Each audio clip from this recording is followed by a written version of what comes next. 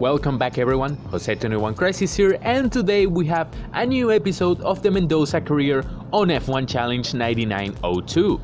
Round 9 of the 2000 FIA Formula 1 World Championship takes us to Circuit de Nevers-Magny Cours in France for the French Grand Prix. Circuit de Nevers-Magny Cours, or simply Magny Cours to shorten it, it's one of... A way to describe it will be to call it the French Barcelona. It is an excellent test track with different configurations of fast corners, medium speed corners and slow corners in each of the three sectors the track is divided into. It's very good for testing a track's strengths, and the best cars tend to perform very here. However, in terms of racing, it is very difficult due to the many medium speed corners around the track, forcing a lot of cars to go through dirty air to be able to overtake other cars. That said, your host believes that, at least relative to Circuit de Catalunya, the track has a better flow, so, at least in my opinion, qualifying laps around Circuit de Nevers-Magny Cours are some of the best in the entire calendar. The only real problem about Magny Cours is the fact that it's practically in the middle of nowhere, so it took us a while to get here, but at the very least, here we are. There is no reason to worry about the weather because it will be completely clear throughout the entire weekend, so it will be complete dry running as opposed to the 1999 race, which featured rains both during qualifying and the race. In terms of downforce configurations, expect teams to load up heavy downforce packages simply because even though there's a significant straight in Sector 1, most of the track has medium speed corners, so you need your car to be able to take them and carry as much speed as possible. Then again, a Sector 1 to overtake, which is effectively the only overtaking spot on the track. There are some more, but Sector 1 is the easiest one. In terms of strategies, the one-stop strategy is completely discarded thanks to the tire wear, which is somewhat significant, and the fuel penalty that happens when you go around this track with heavy fuel. So most teams will be running 2 stops or even 3 stops to go around the 72 laps around Magny Cours. Now, in terms of performance, the most improved teams, at least according to our experts, are the McLaren Mercedes team and the Sauber Petronas team. They seem to be the most improved performance after the Canadian Grand Prix. They are followed by Ferrari and Prost, as well as Williams and Jordan. In the case of Ferrari, they lose a bit to McLaren, but they should be at least fine. That's what their team considers. While Jordan improved enough to be able to jump ahead of Benetton as the 4th best team. Prost get away from Minardi but barely close the distance. Actually, never mind, they don't even close the distance to Sauber. Williams improved enough to get away from Arrows and close the distance to BAR and Benetton. Both did not improve at all as they failed to meet their established objectives. The only team that's improved halfway are Jaguar and Arrows. Minardi did improve a bit, but not as much as other teams. As for driver value, the most improved driver is Rubens Barrichello with a 19-point increase, followed by Heinz-Harald Frentzen. Remember, both of these men managed to beat their objectives. Actually, never mind. The second most improved driver will be Pedro de la Rosa. Sorry, I misread the graph.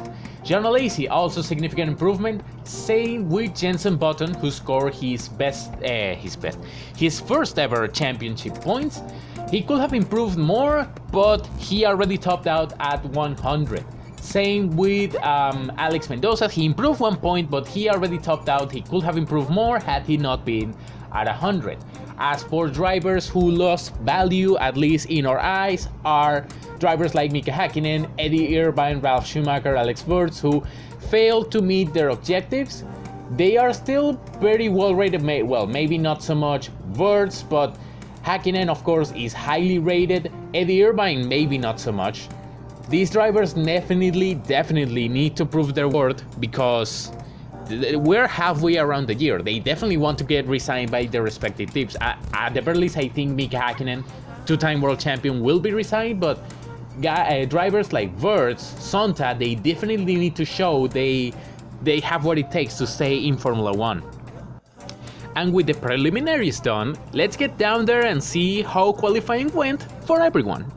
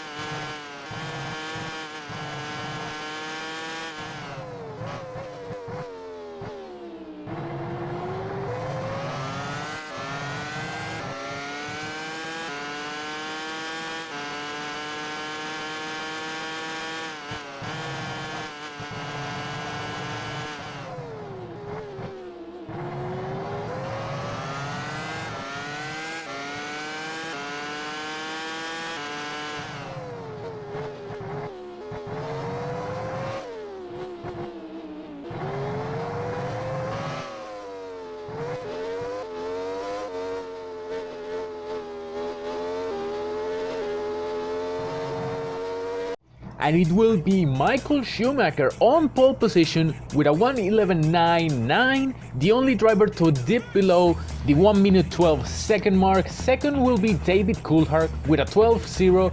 Third is Mika Häkkinen with a 12.1, still able to beat his teammate. But then in fourth position we have Jarno Trulli with a 12.2, a full second faster than Rubens Barrichello. We're not sure what happened with Rubens Barrichello. Maybe some setup issues, whatever it was. Definitely not a good performance. 6th we have Heinz Harald Frentzen. 7th Ralf Schumacher. 8th Alexander Wurz. 9th is Eddie Irvine. 10th Jenson Button, and 11th Alex Mendoza. Please note, Eddie Irvine with a 13.640, Jenson Button with a 13.646, Alex Mendoza with a 13.646, the same lap time. The problem for Mendoza was that Jenson Button did his lap time a bit earlier than Mendoza, which is why Jenson Button of Williams is starting 10th. Giancarlo Fisichella in 12th with a 13.6. Jacques Villeneuve, disappointing performance from VAR. We expected them to have very good race pace, but in qualifying pace they certainly didn't look as good. He's 13th. Jos Verstappen in 14th with Jean Alesi 15th. Prost, we didn't expect much from Prost on this one, but that's an excellent qualifying from the Frenchman. 16th will be Pedro de la Rosa with Mika Salo 17th. Ricardo Sonta disappointing again, he's 18th. Pedro Diniz 19th with Nick Heidfeld 20th, probably showing where the Pro should actually be. Marc Gené and Gaston Mazzacane fill out the final row. They are 21st and 22nd respectively. And if you need a reminder of what's at stake in this race, you have to remember that Michael Schumacher is leading the World Drivers' Championship with 52 points, 10 points over Mika Häkkinen, who has 42. David Coulthard has 34 points and it's on a battle with Rubens Barrichello, who right now has 30 points. Alex Mendoza is in 5th position with 23 points. I doubt he's gonna be able to fight either of David Coulthard or Rubens Barrichello, but he's around there. Significant gap to 6th, you have Jacques Villeneuve with 7 points.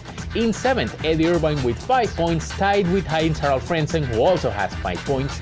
Jarno Trulli in 9th with 4 points. Giancarlo Fisichella and Ralf Schumacher are tied with 2 points apiece each, and both Jenson Button and Ricardo Sonta are the last of the classified point scorers with 1 point to each of their names. As for the constructor standings, Ferrari lead the way with 82 points over McLaren's 76 points. Jaguar a long way back, they only have 28 points, but there is a significant gap between them and 4th place Jordan Mugen Honda with just 9 points. VAR have 8 points, they are in 5th position. The Williams BMW partnership not quite working out, at least in the first year. This is what we expected. They are in 6th with just 3 points. Benetton Play Life 2 points, and they are in 7th place, the last of the classified constructors. And before we head into the race, I will use this time to make the usual shoutouts. Shoutouts to Jorge Alonso's spreadsheet because it's what it's allowing me to make this particular career work, as well as the F1 Challenge Discord server, which the links are on the description. And the usual YouTuber stuff, comment, like, subscribe, and support me on Ko-fi. There's a link down there if you really so desire. And now, let's head down to the race and see who will prevail today. It is a clear sky around Magny Cours, just as the weather predicted. Everyone is ready, the clutches are ready to drop, and the race is on. Michael Schumacher with a very good start, even better start by Mika Häkkinen, pulling side by side with David Coulthard. I think, yeah, the McLarens are fighting, but who will be ahead? I think ahead is Mika Häkkinen. Mika Häkkinen takes 2nd place from his teammate. And speaking of good starts, I don't know if you saw it, but Alex Mendoza jumped a bunch of positions again. You know, he had that terrible start in Brazil where he got pole position. It was a rainy situation, and ever since then he's had excellent race starts. I think Brazil was a wake-up call. In any case, it is Michael Schumacher from Mika Häkkinen, David Coulthard. Then you have, let's see, Rubens Barrichello jumping, Jarno Trulli, and behind Jarno Trulli you have Heinz-Harald Frentzen. After Heinz-Harald Frentzen you do have Alex Mendoza in 7th position. And so far, remember, like I mentioned in the intro, it is very difficult to overtake around Magny Cours, but if you can get a run down into the hairpin that opens up sector 2, you can definitely get it. So it will be Michael Schumacher in the lead, followed by both McLarens. Now, can the two-time world champion do anything to defend against the Silver Arrows? Only one way to find out. Let's see if he can actually hold on to the lead.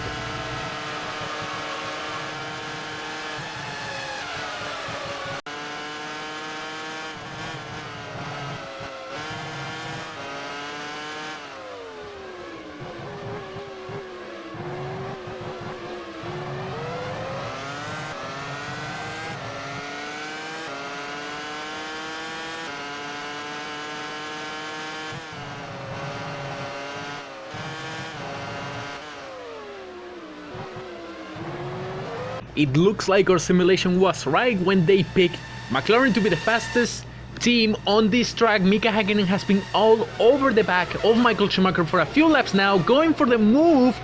Michael Schumacher stays ahead but goes out at the outside. He touched the curb, he touched some gravel, I think.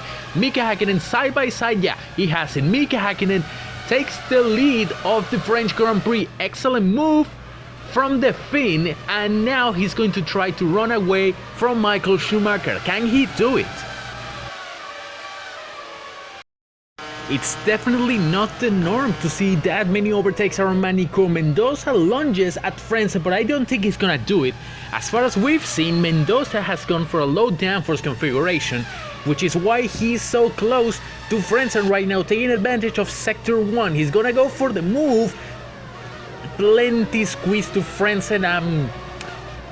Let's call that an edge move. Still, I don't think that's punishable. Mendoza moves up to 6 and now will try to hunt down Jarno Trulli. Something interesting to think about is the fact that Bridgestone brought their softest tire configurations to the French Grand Prix. That one will be the soft and the very soft tire.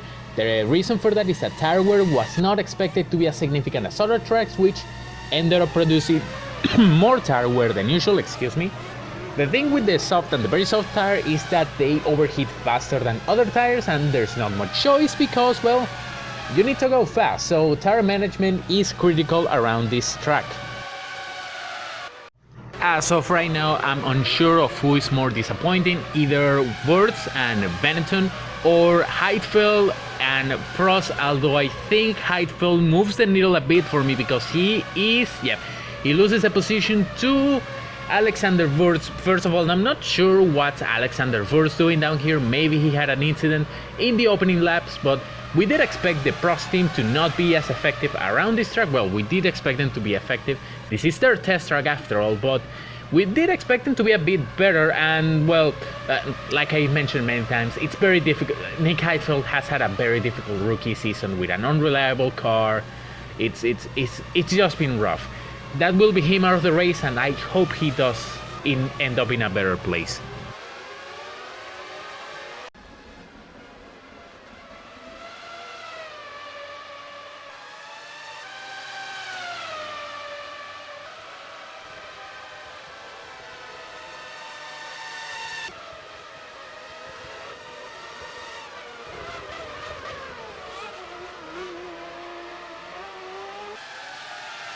I'm not sure on what basis does the Jaguar team think that Jarno Trulli is on a 3-stop, excuse me, because his pace certainly seems more indicative of a 2-stop than a 3-stop. Maybe they just misestimated Trulli's pace? Mika Hakkinen has been called into the pits, and let's be honest, this very first stint has probably won him the race because Michael Schumacher is nowhere to be seen.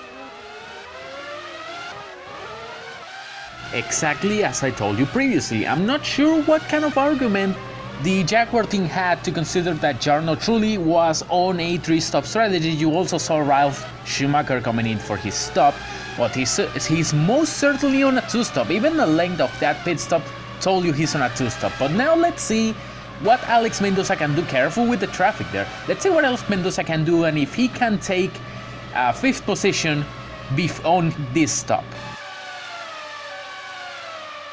Michael Schumacher has been called for his first pit stop of the day. David Coulthard had been called previously in. He's already in.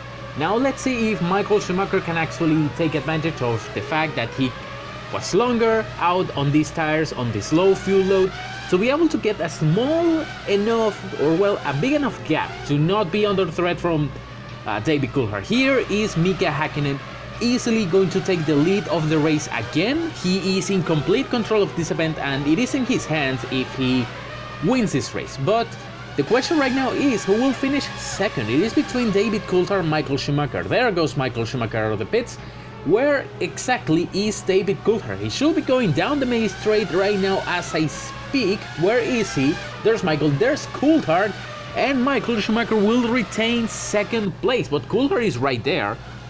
If Michael Schumacher isn't careful, he's going to get overtaken, and David Coulthard is seeing this opportunity. He's absolutely going to go for it. Yeah, the McLarens definitely have more top speed than the Ferraris. Coulthard's gonna go for it. Sends it down the inside of the hairpin. Bit of contact, but definitely got it. David Coulthard takes second place, and Michael Schumacher is definitely in trouble. Down to third. I mean, it will work, but it's not what Ferrari would have wanted.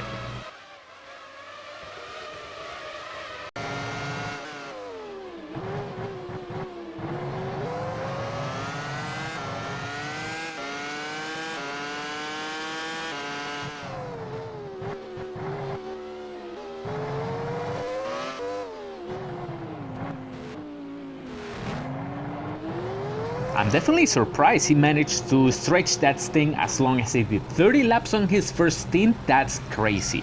Anyway, here comes Jarno Trulli, ready to retake his 5th place. Where will excuse me, where will Alex Mendoza end up? How far back will he end up? Let's see. I think I heard Trulli. No, there is Trulli. He is well past, but there goes Mendoza, and the gap is certainly a lot smaller than it was before. So I think this strategy for the Jaguar team could absolutely work.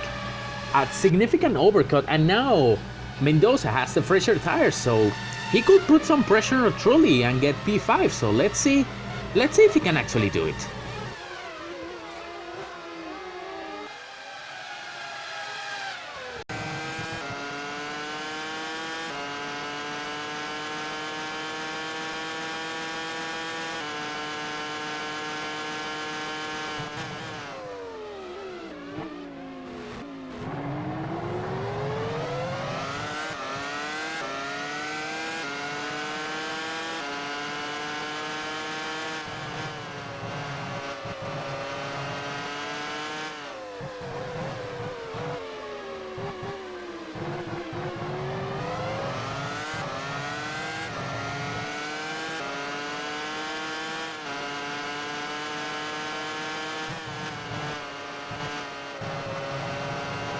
Perhaps we underestimated the pace of the Jaguars. We expected them to be about 2 tenths slower than the Jordans, but they certainly seem to be faster than that.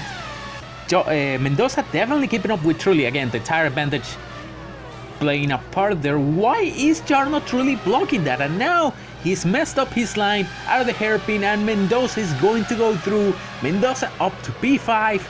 Definitely put enough pressure on Trulli, and he definitely got his move done. Well executed there, at least for Mendoza. Trulli, I'm not sure what he was defending.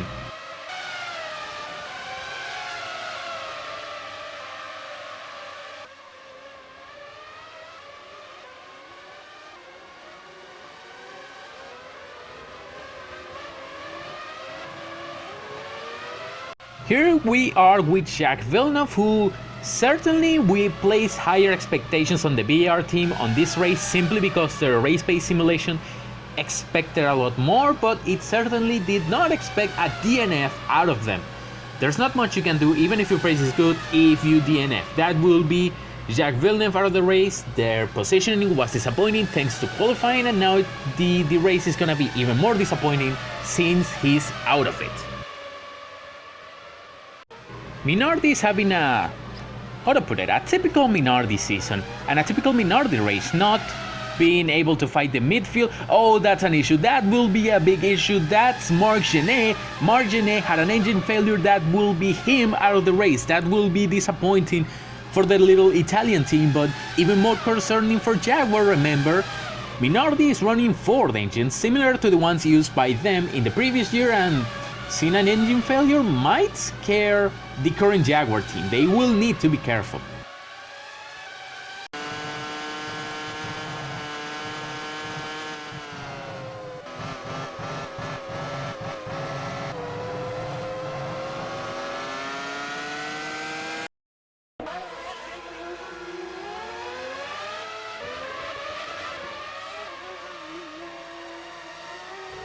That is indeed Pedro Diniz having an engine failure, and let me point out, just like it happened with the Minardi and the Jaguar team running partner Cosworth engines instead of customer engines, right now Sauber is running customer Ferrari engines, and this will probably scare a bit the Ferrari top brass, because they should not be having an engine failure in this race. This will probably scare a bit. They will probably have to tell their drivers to be a bit more careful with their engines. That goes for both Michael Schumacher and Rubens Barrichello. They will need to be careful. They cannot afford a failure in this race. That is Diniz's engine failing completely. That will be him out of the race, and Ferrari is now on notice.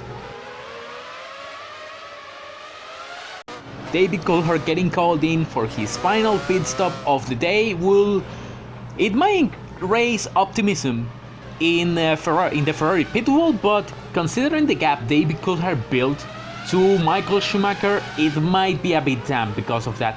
I am unsure, even if Michael Schumacher does a very long final stint, second stint, and even final stint, if he's gonna be able to pass David Coulthard again. So right now it is about securing third and fourth, which they should absolutely be able to do.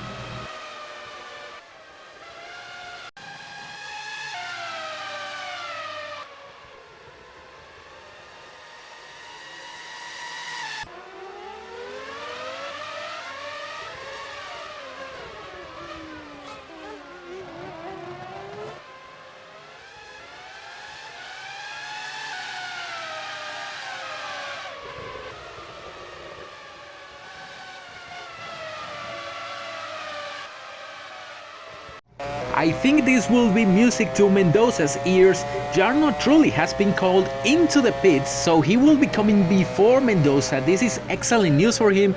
He was pushing a while ago, trying to build a bit of a gap, which he did to some extent. Trulli was a bit closer, but now he's gonna have his chance to build an even bigger gap, because even though he has he will have tires that are a bit more worn, then truly he will be on a lighter fuel load, and that will take precedence. So how big of a gap will Mendoza be able to build on these next few laps, or maybe this one lap if what I'm hearing is correct? We were indeed correct. This was Mendoza's in lap, and he's certainly done the most of it. Fairly good sectors, and I think he will be able to retain P5. Heinz-Harald Frentzen will be coming by soon. He's yet to pit, so that will be no issue at all for him. So in goes Mendoza. It's up to his pit crew now, up to the Jaguar pit crew. Where's everyone? Indeed, that is Heinz-Harald Frentzen. That is indeed Jarno Trulli. Little mistake there, I left the radio engineer lines on. Anyway, here comes Mendoza. Frentzen should be going by. That's Jarno Trulli. Here is Mendoza. Absolutely, he will get, well, at the moment right now he's P6, but he will retain P5 after Heinz-Harald Frentzen goes into the pits to serve his final stop. In the end, going for that very long first stint ended up working out thanks to a very fast second stint. Good job by the Jaguar crew, and now let's see how they close it out.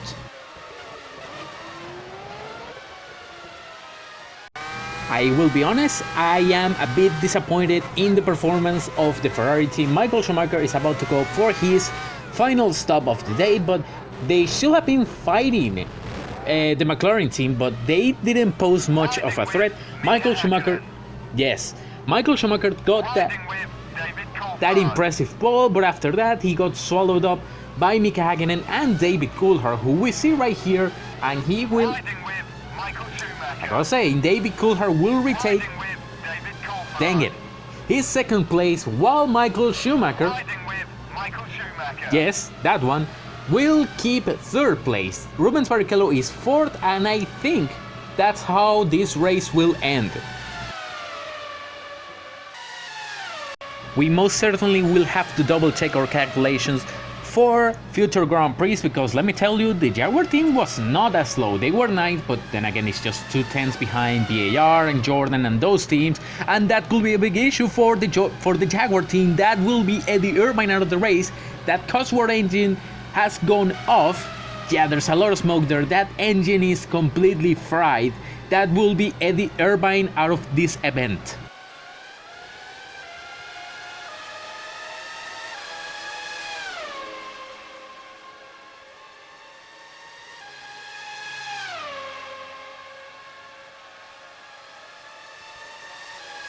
And it is Schumacher. Michael Schumacher has, yeah, there's a lot of smoke there. That's, I'm pretty sure, oil smoke. Michael Schumacher is having trouble with his Ferrari engine. This could be a big DNF situation. It's just a few laps to go. There's like 4 laps to go for him, but that looks like a very serious issue. And if he does DNF, it will be big for the championship. Remember, Mika Hakkinen is leading and it's down by 10 points. If Michael Schumacher does DNF, then Mika Hakkinen will tie him in points, and he's stopping. His engine has given up. Michael Schumacher DNFs from the French Grand Prix. This is a curveball that it did not expect. There goes Rubens Barrichello up to 3rd place. Everyone else will be moving up 1 position. So that will mean Alex Mendoza is 4th with Jarno Trulli 5th and Ralf Schumacher in 6th position. Those are your current point scorers as of right now. And when it comes to the midfield, I think a solid second half of the year performance from Frentzen or Trulli could lead them catching Alex Mendoza, and that it's him. Mendoza blew the engine as well. That will be a double DNF from the Jaguars, both Eddie Irvine and Mendoza. Mendoza, the only driver, here's a little trivia for you, the only driver to not suffer a DNF this year has suffered his first DNF of the year with just 4 laps to go. That has to be very disappointing.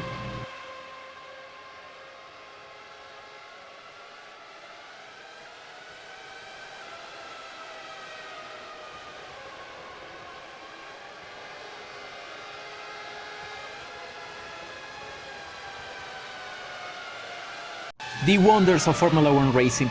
5 laps ago, this fight right here, Ralf Schumacher and Heinz-Harald Frentzen, was a fight for 7th place. Now 2 DNFs after that, it is a fight for 5th and 6th, and Frentzen going for 5th, fighting with Ralf Schumacher, pushing a bit wide, but that's nearly the only way to overtake if the other driver defends. We've seen that move before. Heinz-Harald Frentzen off to 5th. It will be a Jordan 4 and 5. And again, this a while ago was just a 5 for 7th and 8th. This was not an important fight, but the DNFs had happened, and here we are. Both of these men are gonna score points.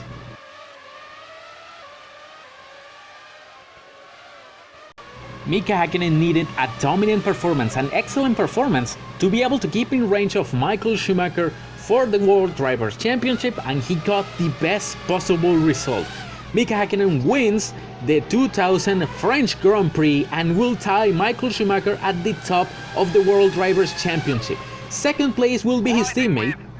Indeed, it will be David Coulthard coming home second place for a McLaren 1-2, so they will have an even better result in the Constructors' Championship as well. Rubens Barrichello will be in third. His performance was solid Ferrari overall possibly underperformed this weekend. They could have won the Grand Prix. They showed excellent pace in qualifying, or well, at least Michael Schumacher did. But then in the race, we not know if it was due to tire wear or just overall pace. They just couldn't keep up with the Silver Arrows.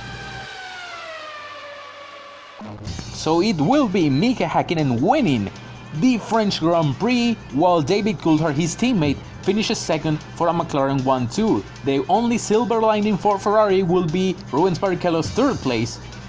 He started from 5th, got up to 3rd. One of them was a skill-based overtake, the other one was his teammate DNFing. 4th place will be Jarno Trulli with Heinz-Harald Frentzen, his teammate finishing 5th. Jordan will get a 4th, 5th, and I think that's the best result they could have gotten. Ralf Schumacher will finish 6th, the last of the point scorers. His teammate Jenson Button is 7th. Amazingly, Mika Salo will finish 8th, although that's a result of a lot of DNFs occurring in this race. Right behind him will be Alexander Wurz, the last of the qualified runners, finishing in 9th. As for the rest, even though they DNF, they still are considered classified because they completed at least 90% of the running distance of the race. Those are in order: Michael Schumacher for Ferrari, Ricardo Zonta for VAR, and Alex Mendoza for Jaguar. After that, you have the likes of Eddie Irvine, John Alesi, Jos Verstappen, Giancarlo Fisichella, Pedro Della Rosa, Castro Mazzacane, Pedro Diniz, Marc-Gené, Jacques Villeneuve, and Nick Heidfeld. All of them DNF from the race. So, in terms of the World Drivers' Championship, we do have significant change, as Mika Häkkinen will take the lead with 52 points over Michael Schumacher's 52. Mika Häkkinen does have the wins tiebreaker, 4 wins over Michael Schumacher's 3. Third place will be David Coulthard, who now has a 6-point advantage over Rubens Barrichello, 40-34. Alex Mendoza doesn't move either in position or points. He has 23 points and down in 5th. Jarno Trulli now ties with his teammate Heinz-Harald Frentzen, but Jarno Trulli does have the tiebreaker with 2 4th-place finishes over Heinz-Harald Frentzen, who only has 1. Jacques Villeneuve is also tied with them in 8th place, but his best result is just 5th places, 3 of them in fact. Eddie Irvine is now in 9th position, still on 5 points. Ralf Schumacher gains another point, he now has 3 and in 10th position. Giancarlo Fisichella in 11th place, 2 points, and Jenson Button and Ricardo Zonta both are tied with 1 point to their name. As for the constructor standings, we also have a change. McLaren Mercedes take the lead, 92 points over Ferrari's 86. 6-point advantage, let's see how they manage it in future races. Jaguar doesn't move at all, still 28 points. Jordan Mugen Honda closed the distance a bit. The point difference is 14 points. It can be made up in the second half, but it will be difficult. VAR Honda, 5th position with 8 points. Williams BMW, 4 points, and Benetton Playlife does not move at all. They still have 2 points. And that will be it for this episode. Hope you liked it, and I hope you will join us for the next race, which will be the Austrian Grand Prix. I hope to see you there, and goodbye.